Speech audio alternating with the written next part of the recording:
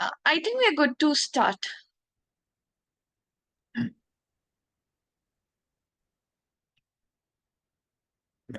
Good evening, everyone. Welcome to this webinar being organized by the CFA Society India. We have with us Mr. Rajeev Agrawal. My name is Rajeev Radhakrishnan. I head the fixed income investment team at SBI Mutual Fund, and I am a volunteer director on the CFA Society India board. I co-head the Career Services Committee. In fact, it's an endeavor of the committee and at the society to engage with various potential employers so that the members and candidates have adequate opportunities for their career advancement. So in this context, we have Rajeev Agrawal. Rajeev is a fund manager and managing partner at DoorDarshi India Fund, which is a US-based fund. Of course, Rajeev will give you further details with respect to their firm and its investment philosophy and their requirements. I'll just give a very brief introduction of Rajeev. As I said, he is currently the FM and managing partner at DoorDarshi India Fund. Rajeev follows the value investment philosophy and is a very regular participant at Berkshire's annual meetings. In fact, he's been deeply inspired in his investment philosophy by Berkshire and its partners. In fact, prior to this stint in the investment world, Rajeev was with the corporate world for more than 2 decades.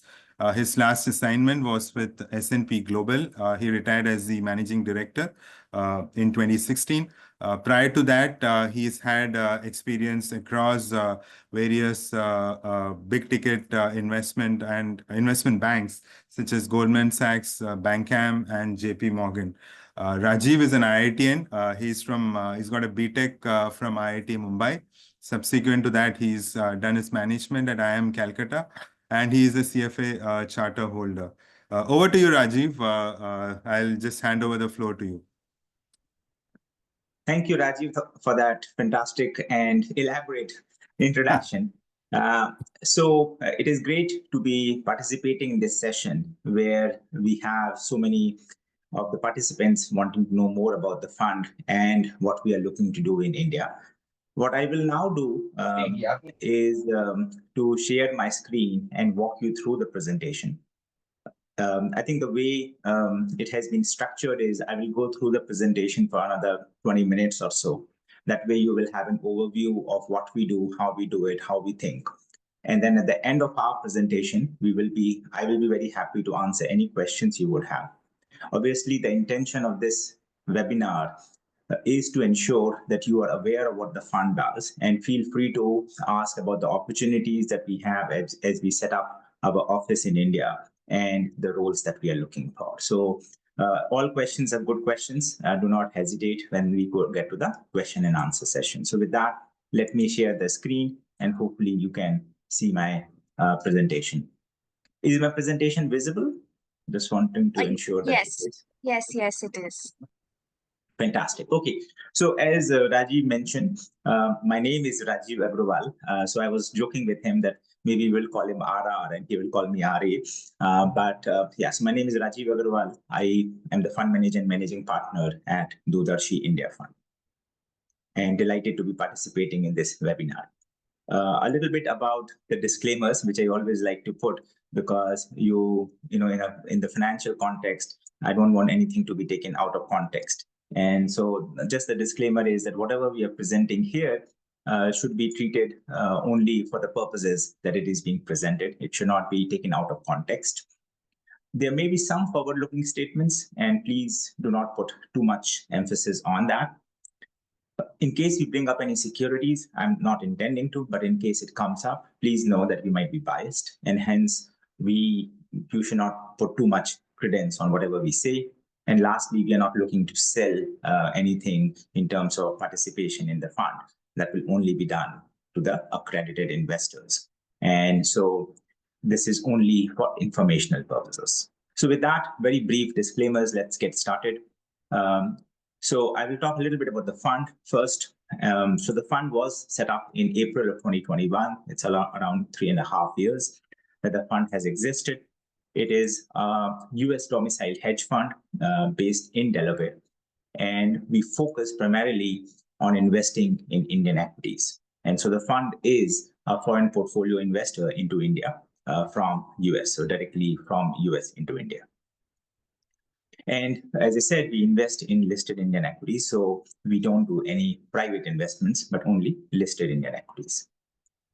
A little bit about the investment approach at the fund. So we use what we call as expected return framework. And the idea here is that whenever we are looking at opportunities, and there's so many opportunities in the market, so one of the questions I always get is, how do you, from the huge opportunity set that we all have, how do we filter down to the specific positions that you have in the fund? And the way we do that is through the expected return framework. And what we mean by that is whenever we are looking at a position, we want to know for that particular position, what is our expected return over our holding period. And then we will stack rank all our positions, all our ideas, all our shortlist by those returns. And higher the return expectations, higher will be the ranking of that particular position. And this is one way that we can compare the positions that we're interested in versus the rest. And this is how we bring any particular company into our portfolio. The fund is sector and market cap agnostic. So we will go into any sector that we can understand, and we are agnostic also to the market cap. The only constraint that we have is that the market cap should not be so small that we cannot get in and out of the position if we want to. In general, we have a very long-term approach. So we typically are not buying and selling continuously. We are holding most of the time, but we still want the ability that we can get in and out of the position as we feel that the opportunity changes. We think that management is a very important component for the success of our investments. This is even more important in the context of India, where we think that management is the primary owner or the majority owner of the company. And because of that, unless we have comfort with the management, we find that our investments are not as successful. Now, management assessment is always going to be very qualitative. And that is where a lot of the work goes in, because businesses, you can understand in terms of the financials relatively easily. But understanding the management, how they behave under different situations, what are their priorities, how are they thinking of the minority shareholders, all of those become very critical for us to understand so that we can decide if they are that particular company is a good company for our portfolio. Many times I get a question about how do you think of cash? So I thought I will address that. Cash is a residual. So whenever we are looking at investments, we are saying how much is the cash? What are the opportunities in front of us? And therefore, do we think this cash should be deployed? And how do we think about where we should deploy? Will be driven by the expected return framework. So we always like to have a little amount of cash, but it is only a small amount that we want to keep always. In case the amount is higher, it is much more because of the opportunity set that we are seeing in front of us. Now, this is very important. We like to concentrate when we find compelling opportunities.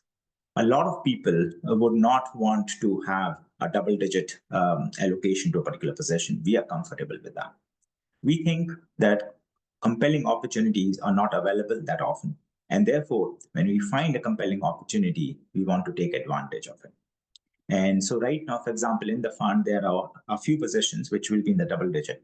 And we typically will do that if we think something is compelling. And so we want to take advantage of compelling opportunities. Of course, we like to invest in companies that we understand. And this is the whole concept which has been mentioned multiple times by Warren Buffett. And as Rajeev mentioned, I am a big disciple of Warren Buffett and Charlie Munger and what they have taught us. And one of the things which is important for us is that unless we understand the company well, we cannot really do well with that company in terms of how long can we hold for, how much money we make in that company. And the reason is, if I don't understand the company, if we don't understand the company, we will not be able to hold them when the prices go against us. And this is why the more we understand it, the longer our holding period would be, because we'll give them a little bit more slack. We will let them perform over time. And as we all know, companies don't perform as a clockwork. Sometimes they do well, sometimes they don't do well. And when they don't do well is when we have to figure out if at this point we should continue to hold them or we should fold them. And that is where the circle of competence becomes very important. We have a long-term orientation, as I was mentioning earlier, both with our investors and with our investee companies. So when we are talking to our investors, we tell them, think long-term, at least a few years out. And that is how we think about when we are investing in our investee companies. And lastly, and very importantly, we like to ignore investment dogma. What are some of the things that we don't agree with? Things like volatility. So the fact that the financial media and the financial discipline thinks that volatility is a risk is something that we do not agree with. We think volatility, if anything, gives us more opportunities. Because if we can think long term, if we understand our companies, if we have discipline, then if something has gone down, not only has it not become risky, it has become more compelling. And so volatility is a huge opportunity for us. Similarly, we don't want to worry too much about the benchmarks. Over time, we are happy that we are compared versus the benchmarks, but we don't want to worry too much about the benchmarks because our portfolio is very different than the benchmarks. And the last one that I put here is AUM. A lot of people say, oh, how big is your AUM? Or how has your AUM grown? We think those are derivatives. AUM will come if the performance is good. Performance will come if the approach is good, and how disciplined we are when we are applying that approach. And as long as we have a disciplined approach, a well-defined approach, I think the performance will be there. The performance has been good, and we think AUM is a derivative, so we don't want to worry about AUM, which is derivative. So with that, let me give a little bit of overview about myself. I think Rajeev did cover it, but I have been investing in Indian equity markets for more than 15 years. As Rajeev mentioned, I retired from S&P Global in 2016 and became a full-time investor. I then launched DoorDarshi India Fund in April of 2021, and I'm also a top-ranked analyst on some platforms. In terms of my corporate journey, I retired from S&P Global as managing director, and prior to that, worked with Goldman, JP Morgan, Bank of America. And prior to that, of course, my education journey is I'm a CFA charter holder, like many of the folks here, and I'm a BTech from IIT Bombay, MBA from IIM Calcutta. So a little bit about what we are trying to do with our operations in India. And the philosophy, I think, is very important when somebody is considering whether DoorDarshi India Fund is right for them. So our philosophy is to have lean teams. We think teams that are lean, where there's a clear understanding of what is the responsibility, allows one to focus on the work rather than worry about the rest of the things that go around in any organization. And therefore, clear responsibility, ensuring people have clear focus is very, very important. This also goes back to our entrepreneurial mindset. As an entrepreneur myself, I think having that mindset where you are responsible for ensuring the operations success is as critical as anything that is out there. In fact, when I was in the corporate world, one of the things that I would always recommend to the employees who would join the company would be to have that mindset that you are the one responsible for the whole company. What will you do? Does it matter that somebody is making out an issue? No. What matters is the client satisfied? Is in our context, what matters is, are we doing good research? Because ultimately, if the good research is there, our performance will be good. If our performance is good, then the AUM will come, the clients will come, and they will be happy. And so really, that is the goal that we have. And for having that goal, you need to have a long-term orientation. In the short term, nobody can consistently beat the market. Nobody, no matter what they say. But if we can have a good approach, then over time, we can beat the market. And that is all we can really hope for. Our philosophy then is to pay for the results and not for the hours. So we don't believe that I want to track or the firm wants to track how many hours have you put in, because frankly, that is an input. And as Warren Buffett would say, IQ is important, but it is your mindset, what you think about, how you execute that, which matters. And similarly for us, the number of hours that you're working is important, possibly, but much more important are the results. And the way to judge, the way we want to have that entrepreneurial mindset is by focusing on the results and not in terms of the hours you are putting in. In general, though, of course, hours lead to results, but we don't want to judge based on the input. We want to judge based on the output. Now, what are the attributes that we are looking for when we are looking for hiring in India? So I think very important for us is the fact that we want to have people who are affable, somebody whom we can work with easily. We don't want people who are hard to work with because, frankly, managing people is something that we want the people to do themselves. We would want them to be individuals who are fun to work with, who we enjoy working with. In this profession of investing, what I have found is that if people are humble and open-minded, it makes a huge difference to the success of the investment enterprise. If you're not humble, you're not willing to say, listen, I could be wrong. I have been wrong many times, but more importantly, I will be wrong many times going forward. And therefore, being always open-minded is a critical attribute to being successful. Because no matter how good you are, no matter how good deep your research is, there's always something that can go wrong because we are looking into the future. And having that open-mindedness and having the humility to accept that we will be wrong is very important attribute for success. Then the second thing we are looking for are people who are passionate about investing and about equity investing. These are people that we find are typically very creative in terms of how to think about things, because by definition, when you're investing, all the information that is easily understandable by people is already in the price. So what we are looking for is what is not in the price, or where our viewpoint is different than the market. This is where creativity and curiosity plays a very, very important part. Because if you're creative, you can think through and say, oh, but maybe this is what is being missed. And curiosity is helpful because you will find new opportunities. So we want people who can think creatively, but also are continuously curious and looking at a lot of opportunities and saying which one makes the most sense. We also then want people who have deep expertise. Now, deep expertise doesn't mean in a particular area. As I said, we will not know where we'll get into. We will go into all new places continuously because that is where we typically like to chase opportunities which we think is ignored by the market, and that will show up in different areas. So what we want are people who have certain deep understanding. Now, we are not looking for sector people who are just into one particular sector. We are looking for people who can go into a sector and can build deep expertise. And they can then move to a different sector because that is where the opportunity is, and then build that deep expertise. Because the problem with focusing on only one sector is that sector may not have the best opportunity. What do you do then? So the willingness to be creative, looking at new opportunities continuously, and then developing deep understanding in that new area is very important. And then lastly, we want somebody who is excited about the opportunity, about the philosophy that we have, and are willing to make a long-term commitment.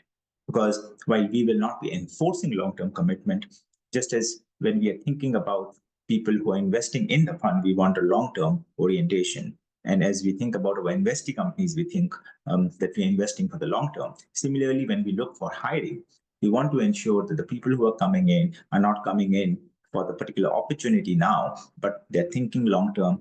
This philosophy and these attributes resonate with them.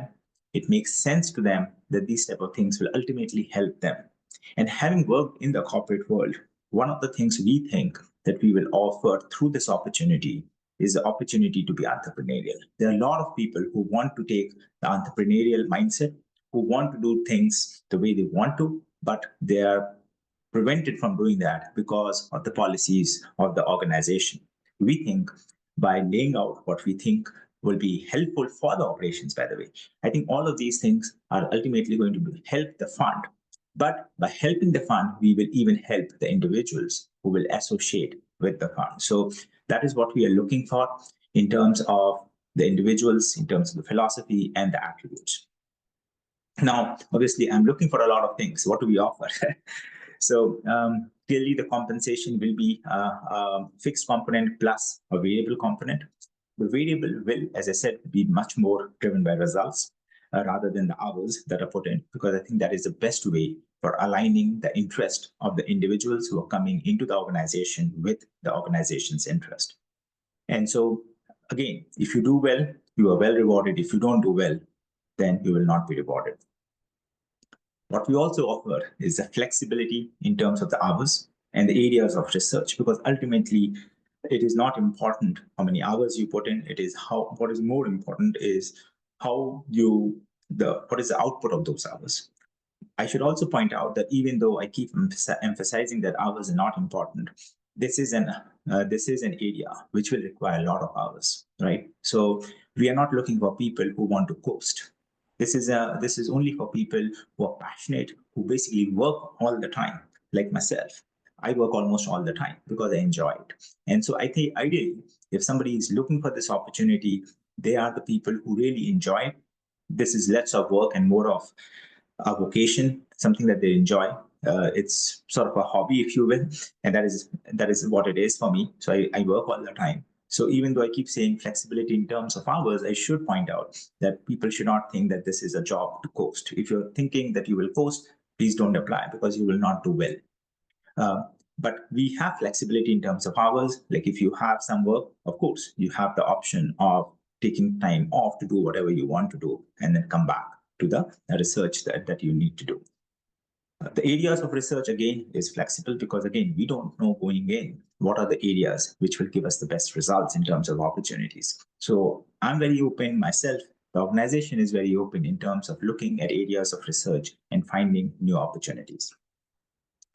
Whenever we are investing, we want to invest based on the fundamentals. Now, so we are not a technical shop in terms of the technical analysis, but we are always very open to looking at new ideas. If somebody comes in and says, listen, Rajeev, here is another opportunity, another way of looking at things. From my perspective, I feel that is great. But then it should not be just a hunch. It should be backed by data. It should be something that we will be able to take advantage of after having done enough analysis. And if we have, my mindset is we are a shop where we are continuously innovating, and we will try out multiple experiments in smaller sizes so that we can know what is working, what is not.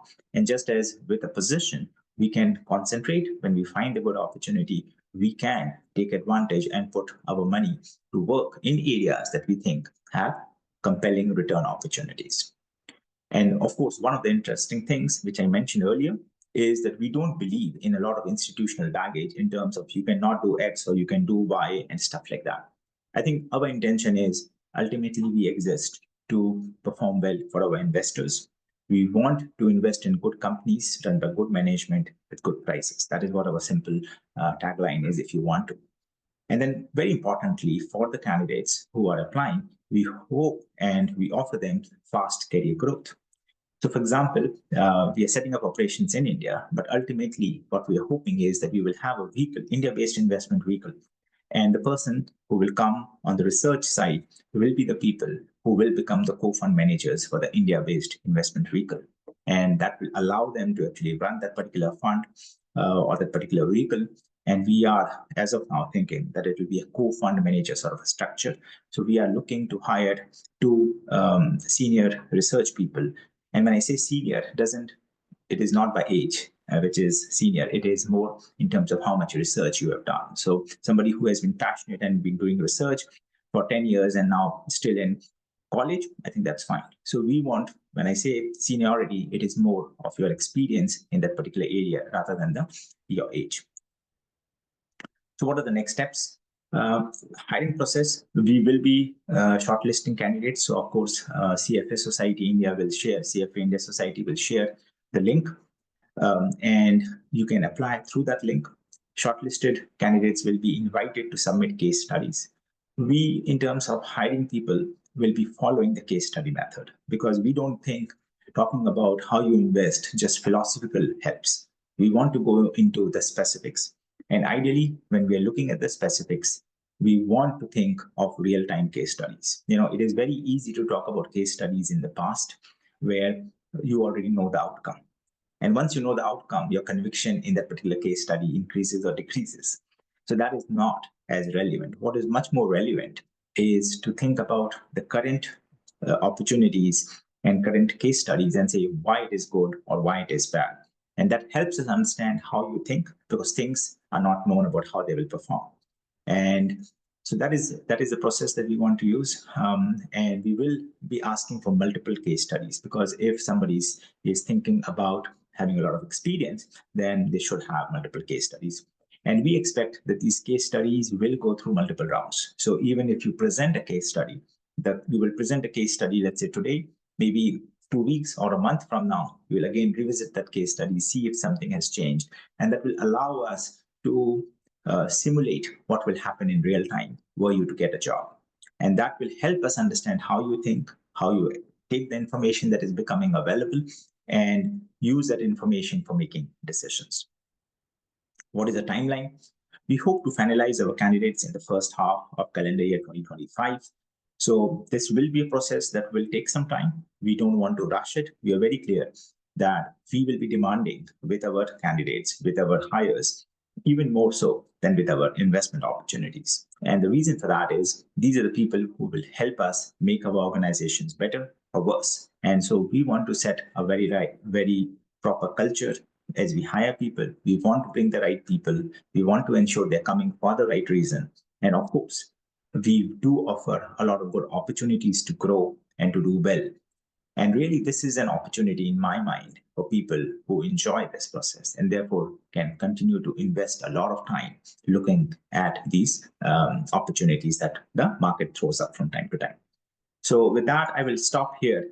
Happy to take any questions that are there. I'm just putting some social media connects that you can have. If you have any further questions, you can reach out to this particular email. And of course, happy to take any questions that the participants would have.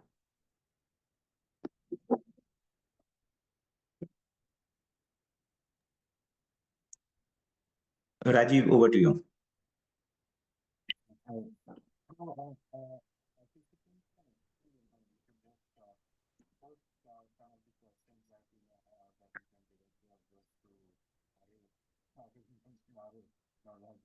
So that should be helpful. We are not able to hear if somebody is speaking. Hello, can you hear?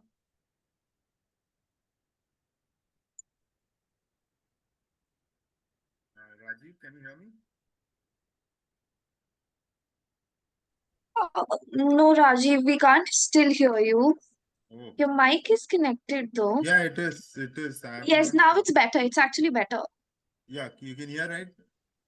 Right. Hello? It's faint, Rajeev. I think it's not as clear. It's so not if you clear. Not as clear, yeah, it's a little bit faint. Oh, okay. How about hello? Yeah, much better. Yeah. Yeah, So we what can I hear was, you. yeah. I would just request the participants to post questions on the chat window.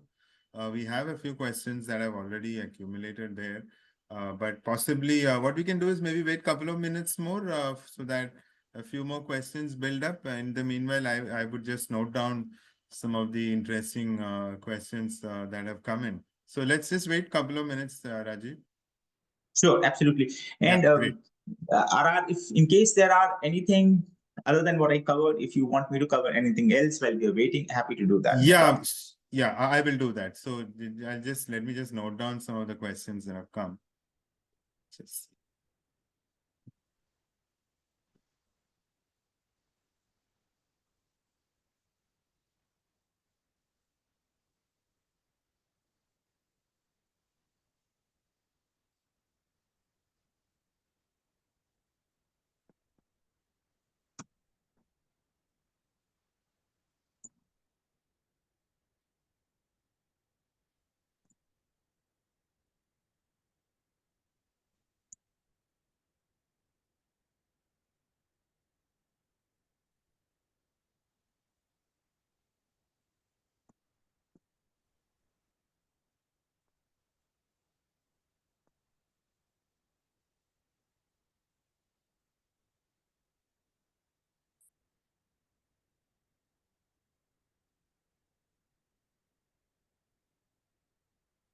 Yeah, I think maybe in start.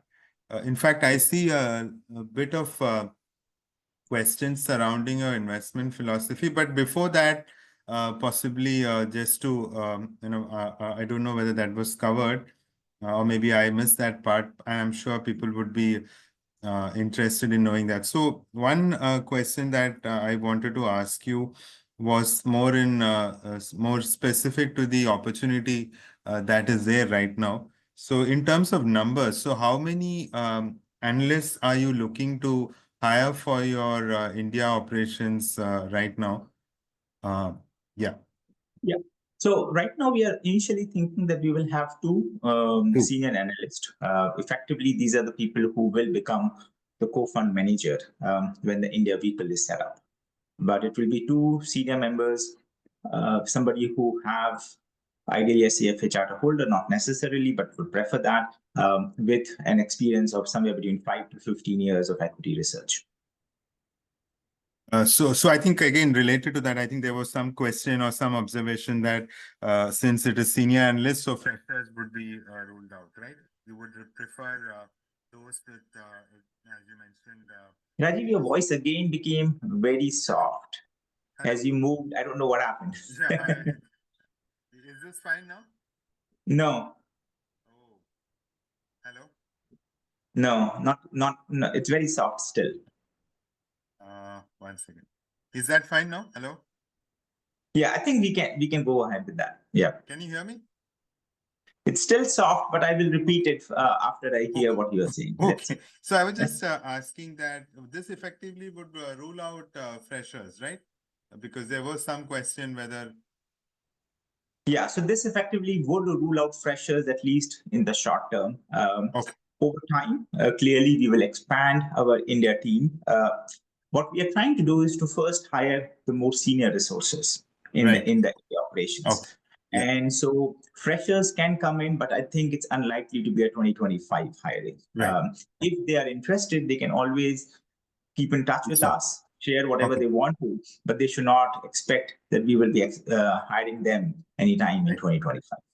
Yeah, I think that addresses that particular question. And in fact, there are a couple of questions that sort of relate to the type of experience. So, is it that you are looking at analysts who have had experience across sectors, or is it there is one or a few sectors that you are looking at? So, say someone with assuming a charter holder would want to look at applying for this position, and he or she has about 5 years of experience, possibly in one industry. So would that be a requirement that that person should have experience across multiple sectors, or it is any sector coverage would do? Yeah, so we are agnostic to sector. What we do want is any individual who is looking to come in to have a lot of curiosity and interest in different sectors. What can happen sometimes is people get pigeonholed. Oh, you are a financial analyst or you are a chemical analyst. And for their role, they have only been doing that particular sector. But maybe in their personal capacity, they have been looking at different sectors and they're saying, oh, this is also interesting, but frankly, I cannot talk about it because that is not my role. What we are saying is those are the type of people we want, right? In fact, we are even open to people who are not in the research, but they have been doing it in their own private capacity. I myself, as we talked about my profile, I myself was not in equity research for a very long time, right? I was doing my own thing, but I was researching on the side. So my view is there are a lot of people who have interest in investing, but for whatever reason, they went into a certain direction which did not allow them to pursue that particular interest full time. And we feel that our fund would be open to those type of people as well. So what you have done professionally need not constrain you in terms of what we are looking for. That's and I think I saw a question with respect to the location. So, are you planning to set up the office in Mumbai, or is it in some other location, or people can be anywhere, and then it's an online or work from home type of opportunity? Yeah, so we, as of now, going in, we think that it will be a location agnostic sort of a position because, constraining people to come to office on a regular basis is not something that is as helpful. So we expect that people could work from home. Possibly, we might even look at having some sort of WeWork type of a situation or working from shared office space, if that is helpful. But this is not an opportunity where we will necessarily bring everybody together in one office and therefore not as constrained by the location going in. So again, that is the flexibility that we will have. Okay. There are some questions. I think I'll get to this later, but could you just throw some, of course, in your presentation, you did mention the process. Could you just give some more color with respect to the two things? I mean, I think the timeline you did mention H1, but at least maybe some more specific, whether it's when do you want to close this position, to be more specific in terms of a timeline in H1? The second is a process. So how exactly are we, you did mention about the case studies, but if you could just dwell on it a little bit so that the members and candidates could potentially have a better perspective of how we intend to go about this hiring process. Right. So in terms of the timeline, as I said, it is H1, and obviously H1 is 6 months. So that is a lot of time that I've kept. And the intention is, or it's a very deliberate process, why we have kept it H1. So what we are trying to do is we are trying to find the right people. And therefore, what we are saying is, if we don't find the right people, we will keep it open-ended. And therefore, rather than rushing into and saying, no, I have to fill the particular position, the answer is no, I don't have to. Like, we don't have to. Okay. There is no specific constraint that we are imposing on ourselves. And one of the reasons why we are doing it is, again, very deliberate. We want to ensure that the person who comes in has all the attributes that we are talking about here. It's not easy, right? Who will say that, oh, I am very good and humble? If we are very good, we tend to become a little bit more arrogant, including myself. So I'm not saying I am any saint or anything, right? So I think it is not easy. And many times the attributes that we're looking for are possibly conflicting. But what we are basically looking for are people who are good and very self-aware, people who understand why they succeed, how they succeed, and they know that that is something that is replicable.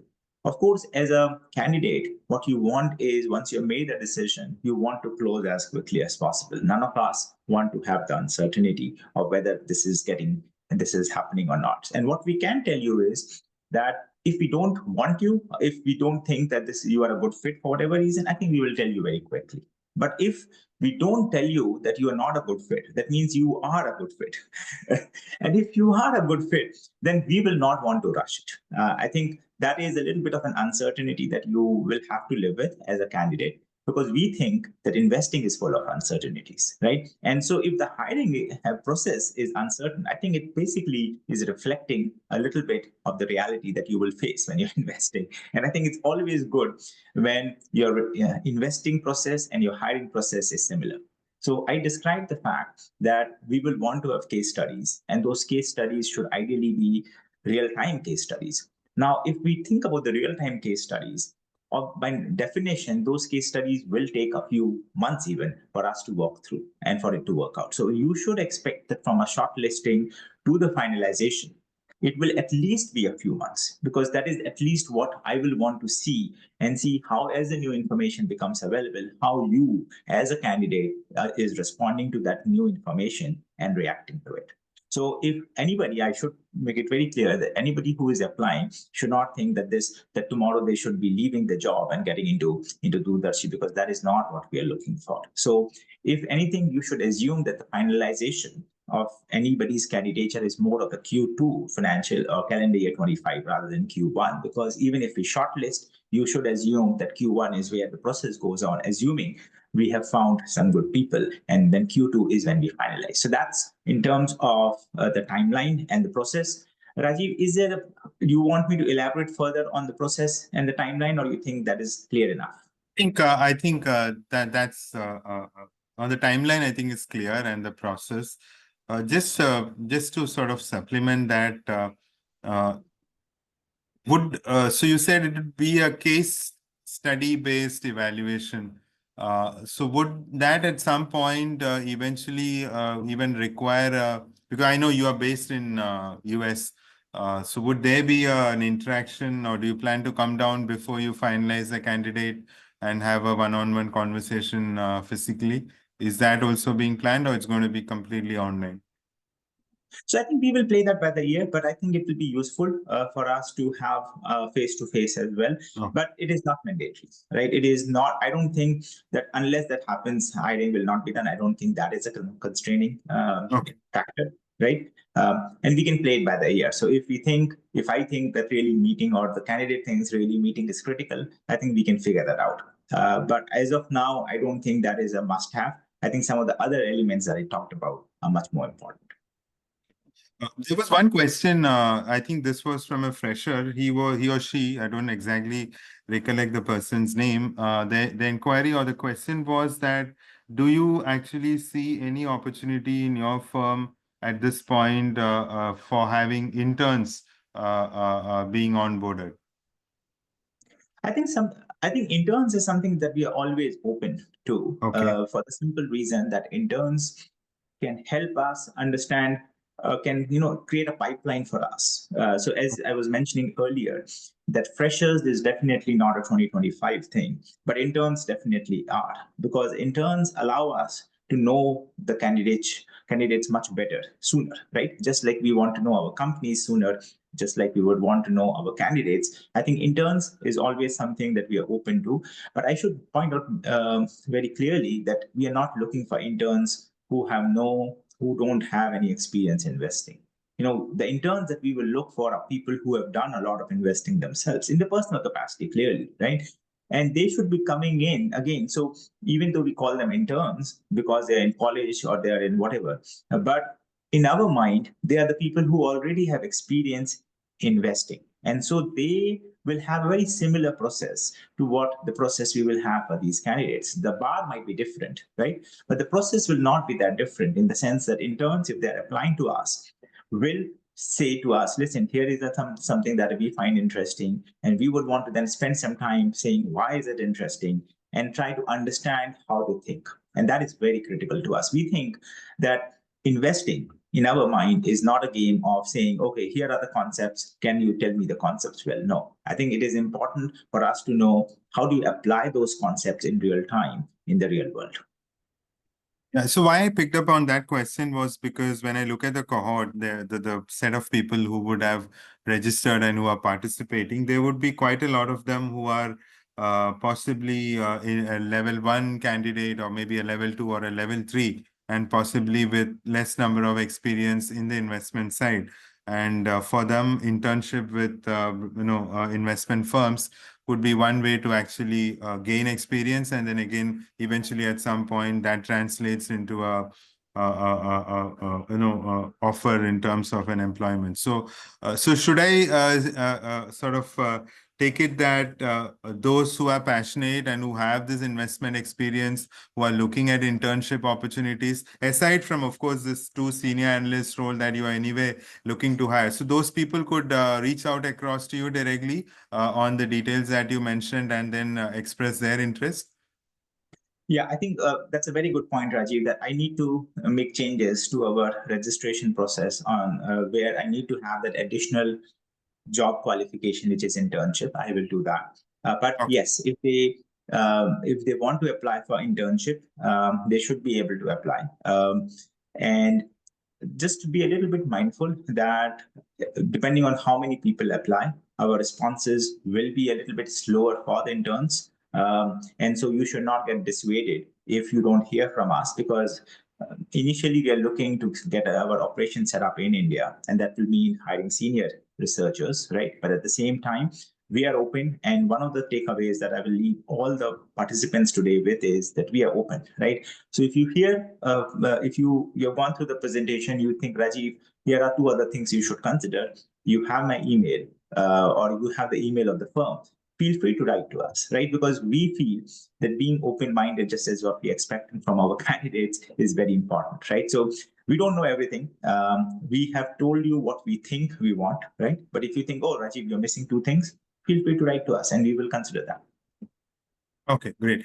There are, of course, a lot of questions on market, and also that's something that we wouldn't want to address at this point. We just want to be more specific to the opportunity that your firm is offering for members and candidates. So I think there are some relevant questions, I would say. I think you did cover it in your presentation. These pertain largely to your investment philosophy. There were some questions with respect to whether you use quantitative methods. I saw a few questions whether you do technicals in terms of market timing. Maybe if you could just cover, because those who are keen to apply possibly would want to know some of these specific factors that may influence your investment decision making. Sure. So right now we are much more of a fundamental based shop, or we are primarily a fundamental based shop. What we do here is that quant trading works or quant approach works. I know some of my friends who are doing that. We haven't built anything. We haven't really even explored that space. I think when we are initially hiring, we will not be necessarily looking for either quant or technicals. We are much more focused on fundamentals. But if somebody who has a fundamental foundation wanting to say, listen, let's explore something more around quant or technicals, we would be open, because that will be a trial, that will be an experiment that we might do along the way. But what we are definitely saying is that we don't want to only have somebody who has a technical skill or a quant skills. So the person absolutely needs to have a deep understanding of the businesses, of the sectors. That is a must for us to hire anybody.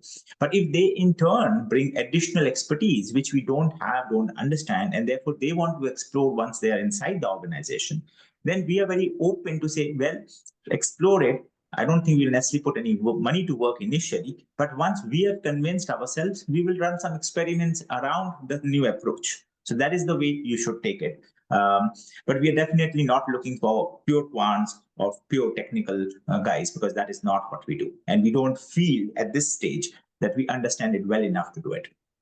Okay, interesting. In fact, there's one question. This question is pertaining to how do you ensure culture and oversight in the team? Given that this position, that is India, is based, of course, as you said, in India, it could be work from home or it could be a WeWork type. It's unlike a traditional office where, the boss is present throughout and has oversight over the team. And this is like spanning 2 continents and across time zones. So this, I think, question is quite interesting. So how do you do that? Or how do you plan to do in terms of oversight and build that culture that is in tune with what you follow? Yeah, no, absolutely. That's a fantastic question. And I'm glad that question came up. And that is why I think putting out this philosophy, which is that we want people who have an entrepreneurial mindset, is very critical. If we try to control somebody, I think we'll fail. And we'll fail primarily because we are in different time zones, different continents. And we think that irrespective of, even if you're in the same time zone, it's very hard to convince somebody to do something. They should have that inbuilt. And therefore, we want to be very clear that when we are hiring people, we want to hire the right people. If that takes longer than H1, so be it. We are not going to rush it, right? Now, it is also possible that we hire somebody and they don't work out. We are very mindful of that, because clearly what we are doing is putting a lot of onus on the candidates who will come in. So we want to be as transparent as we can about telling them everything of how things will be, right? And then let them decide for themselves if this is good for them. Because, this requires people to be very, very accountable to themselves. They should be accountable to us. But if they're accountable to themselves, I think they will do a far, far better job. Because if they know who they are, if they want to say that, no, somebody should be sitting over my head all the time, I can tell you that is not what we are going to do. Right? So we are not going to provide the management oversight that you may be used to in whatever organizations that you might be working in. We want people to feel like they own the place, they run the place, and they will do what it takes. Like, I always tell, when I was in the corporate world, and luckily I can look at how I was in the corporate world, how I am now in my own operations that I run. And the difference is night and day. Like, I cannot hide behind anybody and say, oh, X did, and therefore this has happened. No, everything is my responsibility, right? And that is a mindset that an individual who is coming in with whatever work they are doing should be, that whatever happens is my responsibility. It doesn't matter what Rajeev said. It doesn't matter what happens in the market. ultimately I am responsible. And that is why results matter, not hours. And I have said that multiple times, because to me, the best way and the best thing about investing is your results are very clear. It is not black and white. It may be gray in the short term, but it is black and white in the long term.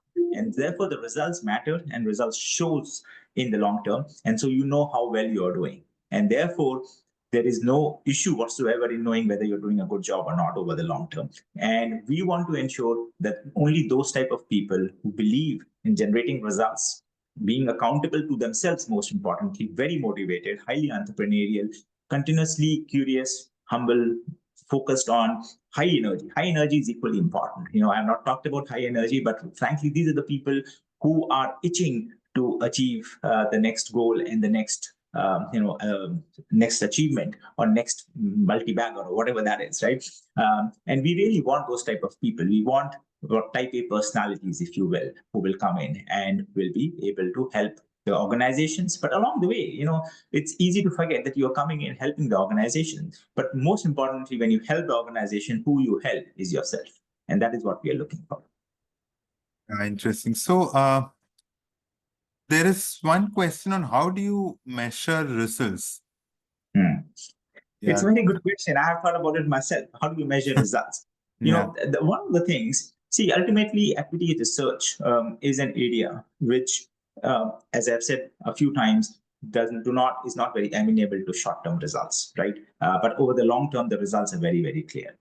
But in the short term, what we can measure is how adaptable are you? How are you looking at new information? How are you taking that new information and accounting for that new information and changing your thought process? So are you willing to change your mind because the information has changed? That is something that is very easy to see. And that is therefore very definitely part of our hiring process, that we want to see where a person is willing to change their mind if the facts change, as Lord Keynes said. But it is also important in this particular business to not keep fluctuating, which is very easy to see. Market goes down 10% and suddenly your mindset is like, oh, markets will keep going down, right? So everybody tends to extrapolate what has happened in the recent past. And some of it is non-quantifiable. Your long-term results are very quantifiable. Your short-term behavior is not quantifiable at all. And that is why when I talk about the attributes which we have on the screen, you will see that a lot of those attributes are attributes which are not necessarily quantifiable. How am I affable? Not necessarily I can measure that. What I can say is, if I'm interacting with you, am I having a good feeling at the end of that interaction, or am I huffing and puffing? If I'm huffing and puffing, then that is not the right person, right? Because this is the business. Unless you enjoy it, you cannot do it long term. Right. So and this is true of investing as well, which is so interesting, right? You have the quantitative side and you have the qualitative side. And I always feel that ultimately qualitative becomes even more important than the quantitative, right, in investing. And I think it's the same when we are judging an individual. How do you measure the results? A lot of this is how you come across, how you interact, how you treat. Like, are you able to disagree with me, which I want, but in a manner which doesn't leave me feeling like, oh my God, what a jerk, right? And same with me, right? If I talk to somebody and make them feel that, listen, I am not willing to listen to whatever they have to say, they will not be with me for the long term. So it is very important for us to have that mindset where we are in it together and we are doing what is right for the investment operation. And a lot of it is not necessarily quantifiable, but it is something that we feel when we interact with people. Great. In fact, possibly the last question, but I think there have been quite a few questions on your contact, because I think when I did mention about the opportunity or possibility for interns. So if you could just, I think you can answer it by just putting that last slide. Yeah, yes. I think this possibly the participants can note this. Of course, the society would provide further details. So Samik would be able to provide all the registered participants here with any additional details or contact details of RA and his team. So this, I think, would possibly I think, yeah, this has all the details with respect to the email IDs and the website, so that that will give you a better perspective on the firm, as well as how do you reach out to Rajeev. Let me just scroll through these questions again, if because I've seen quite a lot of questions on market, so I don't want to get into it right now. That's not our subject topic today. There is something on salary structure. Would you want to take that? Maybe we can Yeah, close no, with that. Yeah. yeah, sure. No, so salary, I think compensation will be fixed plus variable, no matter what level somebody comes in. We want to have the variable component, absolutely. The variable will again determine, will be focused much more on the results. And ideally, we want people who want higher variable than fixed, because that again is a complete alignment of interest. But what exactly is that compensation? We are flexible. We want to have the best people, but at the same time, we want to ensure that whatever compensation we give is not only good, but it is something that can hold people for the long term. One of the things that we are thinking, and again, this is something that we will possibly be flexible with, is the variable component of the compensation will vest over time, so that we have that longevity that we would want with our candidates, right? Obviously, fixed is something that is given on an ongoing basis, but variable will vest over time, and that is what we would want to have. And our preference would be to have higher variable than fixed, but as a percentage, I'm talking about, not in terms of absolutes, right? But again, that depends on the candidate. And what we at least feel is that we want to be very, very fair when we are looking at candidates and in terms of the compensation. I think that helps. Possibly, I think we're running out of time. So that has been a very, I think, engaging and interesting presentation, Rajeev, that showcased your firm, your investment philosophy, and more importantly, the specific opportunity that is there right now for our talent pool. Thanks a lot for taking time out. And of course, we will share details. Soumik will take this forward in terms of connecting the members or candidates with you and your firm. Thanks a lot once again. Soumik and Asmita, do you have any closing remarks or? No, nothing really. I mean, if you have any last words, Rajeev Agarwal and Rajeev Radhakrishnan, you can go ahead. Yeah, sure. Rajeev, yeah, please go ahead. I'll just go ahead, Rajeev, and say CFA Society India or CFA India Society. I think you have done what you're doing is fantastic, because one of the things which is so critical is for us to help our society members find good opportunities. And I think the fact that CFA India Society took this lead and wanted to bring this particular session to the society members is fantastic. I think the amount of engagement we had, the type of questions that came, it shows to me the interest that is there in the opportunity. And I thank you, for Rajeev, for your detailed questions and follow-ups, because I do think it is the questions which allow us to then answer and clarify whatever was not clarified through the presentation. And if there are any further questions, feel free to write to us, because I hope the message we are giving is we are open. We are very interested in knowing what you are thinking. And therefore, if there is, we have certain mindset, but if you feel like, listen, this is not right, or this needs to be changed, or whatever, we will consider it. It's not like we are saying this is the only way, highway or my way, right? That is not what it is. We are open. We want to put out an approach, but if we find a better approach, we will obviously adopt it. So, but thanks CFA Society and Asmita and Rajeev for a very engaging session. Thank you. Thanks again, Rajeev, and thanks for all the participants. I just hope that Rajeev would be able to find the right employees from this participant base. All the very best to everyone. Rajeev, thanks a lot once again. Bye-bye. Thank you. Take care. Bye. Thank you.